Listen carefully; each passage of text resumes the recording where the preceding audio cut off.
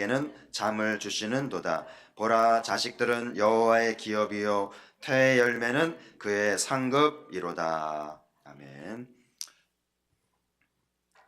우리가 봉독한 말씀대로 되어지기를 주의 이름으로 축복합니다.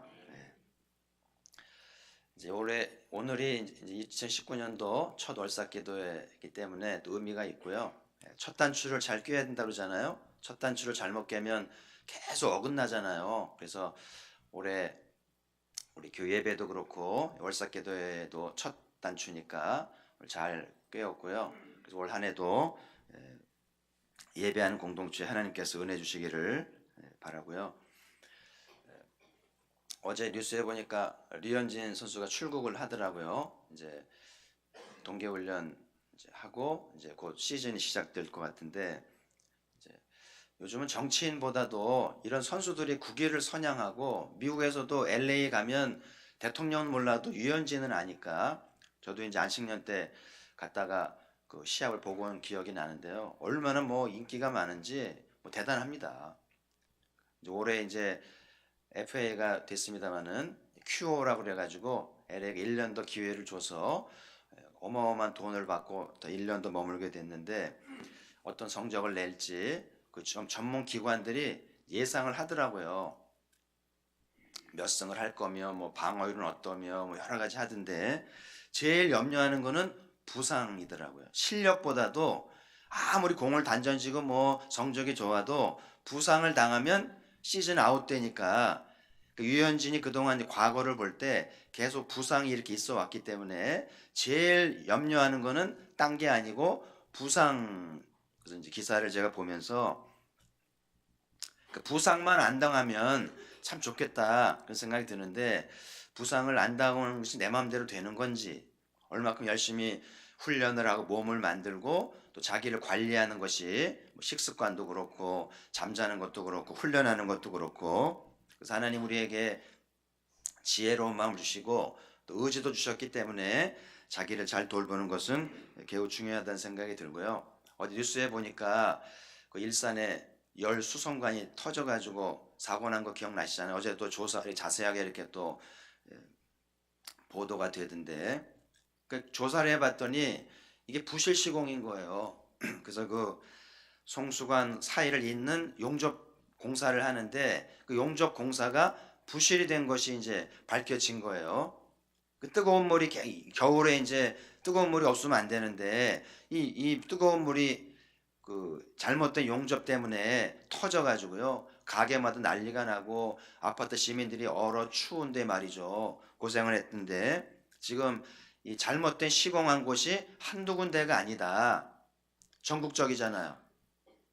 그래서 참 이 나라는 너무나 부실이 많고 불법도 많고 거짓이 많기 때문에 하나님과 무관하게 스스로 이렇게 악수를 두면서 재난을 만나게 되니까 안타까운 생각이 들고, 그래서 올 한 해도 우리가 시작을 하면서 내게 주어진 일에 대해서는, 내가 할 수 있는 일에 대해서는 최선을 다하고 지혜롭고 정직하게 하는 것이 중요하다 싶어요. 그래서 저와 여러분들 올 한 해도 내게 주어진 직장, 내게 주어진 일과 책임에 대해서는 최선을 다하고 정직한 우리가 되기를 주의 이름으로 축복합니다. 그 많은 사건 사고 뒤에 기독교인이라는 말이 나오면, 거기 목사, 장로라는 말이 나오면 얼마나 부끄러운지. 요즘에는 길을 가다가 누가 저를 보고 목사님 그러면은요, 창피한 거예요. 사실은 굉장히 긍지가 있고 자랑스러워야 되는데 부끄러운 거예요. 이름 좀 불러주지 말지, 그런 생각이 들 정도로 부끄러운 시대가 됐어요. 그래서 올 한 해도 그리스도인답게, 직분자답게, 하나님의 자녀답게 잘 사는 것이 매우 중요한데요. 오늘 읽은 말씀이 왜 이렇게 중요하냐면은, 참 우리 인생에 알다가도 모르잖아요. 제가 대학교 때 경제학 첫 시간에 그 기억이 나요. 교수님이 하는 말이, 경제학을 쭉 설명하면서 경제학에 많은 이론이 있어요. 개인에 대한 이론도 있고 국가에 대한 이론도 있고 미시 이론도 있고 거시 이론도 있고 많은데, 여러 경제학 법칙들이 있지만 전제 조건이 있다는 거예요. 어떤 재난이라든지 전쟁이라든지 무슨 오일 쇼크라든지 이런 사건이 일어나게 되면 경제 이론 아무 쓸모없다는 거예요. 그게 개인 가게든지 국가 정부 살림이든지 그렇잖아요. 올해도 정부가 예산을 만들고 각 부서마다 예산을 배정하고 뭐 여러 가지 살림을 사오고 뭐 조세 제도를 만들었습니다마는 만약 이 나라에 이제 저 중동에 오일 쇼크가 나가지고 기름값이 뛰어버린다든지 달러 값이 추락을 한다든지 아니면 그야말로 전쟁 위기가 발발하게 되면 아무 소용이 없다는 거예요. 그래서 모든 경제학의 이론은 이 모든 것이 아무 일 없다는 전제가 있어야 된다는 얘기를 지금도 기억을 해요. 물론 공부 열심히 해야죠. 정직하게 살아야 되고 최선을 다합니다마는 불가항력적인 내가 할 수 있는 영역이 아닌 어떤 재난이 나고 사건이 나면서 뭐 전염병이 돈다든지 지금 농가들은 또 난리잖아요. 짐승들이 이렇게 집단 폐사를 하게 되면 불가항력적이잖아요. 올해는 어떤 일이 일어날는지 올해는 한반도가 무사할런지 우리 힘으로 할 수 있는 게 아니잖아요. 그래서 오늘 말씀에 여호와께서 집을 세우지 아니하시면 헛되다는 거예요.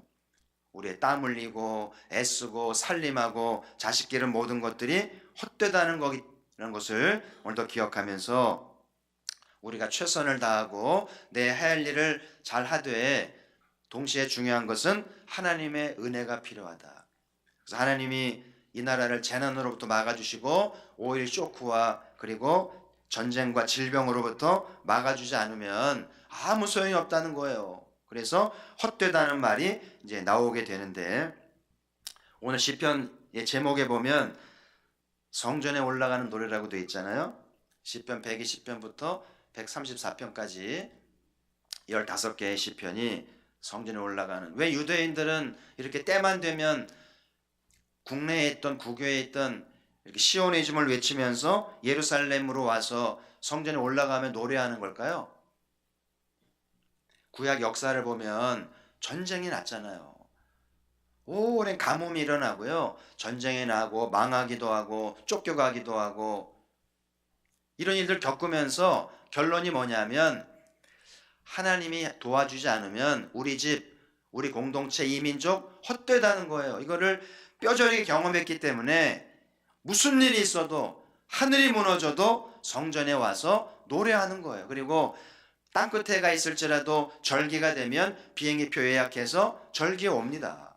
왜냐하면 성전 예배 소홀히 하면서 열심히 공부하고 돈 모으고 애쓰고 수고하는 것이 한순간에 재가 될 수 있고 수포가 될 수 있음을 이들이 경험했기 때문에 하늘이 무너져도 성전에 올라와야 돼. 그리고 시온을 찾아와야 된다는 것을 노래하고 있다는 것을 기억하면서 우리 대한민국도 우리 가포교회 우리 집안도 하늘이 무너져도 성전에 올라와야 할 줄 믿습니다. 피곤하다고요? 바쁘다고요? 해보세요. 이 나라는 연약하잖아요. 남북한의 문제, 평화의 문제, 우리 힘으로 안 되기 때문에 저 백악관만 바라보고 있는 거잖아요. 백악관보다 중요한 거는 백악관을 주관하시는 하나님인 줄 믿습니다. 그래서 우리가 잘 되기 위해서라도 우리의 노력이 헛되지 않기 위해서라도 우리 성전에 와서 노래하면서 하나님의 긍휼과 자비를 구해야만 돼요. 그래서 저는 하나님이 왜 우리에게 모든 걸 주지 않았을까? 때로는 불공평하게 할 만큼 부족하게 하고 결핍되게 하고 힘들게 하는 이유를 뭘까? 만약에 하나님이 모든 걸 완벽하게 하고 충분하게 하면 하나님 찾을까요? 배가 부르고 등 따스르면요 교회 오지 않습니다. 그래서 하나님이 당신을 찾게 하기 위해서라도 부족한 게 있고 아픔이 있고 위기가 있게 하셔서 하나님을 찾게 하시려는 것 아닌가, 그런 생각이 들어요. 특히 이제 월삭기도회는 어려운 이웃을 위해서 긍휼을 나누잖아요. 한 끼 분의 돈을 좀 아껴서 정성을 모으고자 하는 것인데, 제가 자주 강조하는 이 나오미의 집안이 복을 받았잖아요. 모세가 얘기한 기업 물을 자의 복을 받았는데 하나님이 누구를 통해서 나오미의 집안을 이렇게 기업을 물어주신 거예요? 보아스잖아요. 그러니까 보아스가 말씀대로 어려운 이웃을 위해서 이렇게 자기 가게를 자기 밭을 개방하고 이웃에게 양식을 나눠주면서 이 친척 나오미 집안을 이렇게 말씀대로 기업 물어줬기 때문에 그 집안이 복을 받고 그 집안에서 인물들이 나온 거 아니겠어요? 다윗이라는 인물이 나왔다는 건 아니겠어요? 그래서 여러분 이 월삭기도회를 이왕 깨우는데 억지로 깨우거나 자의반 타의반하지 말고 적극적으로 새벽을 깨우면서 긍휼헌금 좀 챙겨서 어려운 이웃을 위해서 금일봉을 챙겨서 이렇게 기업 물을 자에 참여합니다. 주님 제가 이 몇 푼 안 되는 걸로 기업 묻겠습니까마는 그런 정성을 다해서 최선을 다해서 봉투에 넣어서 이 작은 정성이 이제 신마산의 어려운 이웃들에게 희망을 주고 기업을 물는 재정이 되면 원합니다. 그러므로 이렇게 봉헌하게 되면 누가 또 하나님이 우리를 기뻐하시면 우리의 정성을 받으시고 보아스와 같은 집안이 되면서 하나님의 종들이 나오게 되는지 모를 일이잖아요. 그래서 똑같은 거를 해도 억지로 하는 거하고 그냥 자의반 타의반 하는 거하고 적극적으로 의지를 갖고 하는 것하고는 달라요. 쓸 거 다 쓰고 남은 것 중에 드리는 거하고요. 없는데도 안 쓰면서 정성으로 바치는 거는 똑같은 예물이지만 하나님 보시기에 달라요. 오늘 어떻게 정성을 다해서 긍휼헌금 봉헌하셨나요? 하나님이 보세요. 저는 몰라요.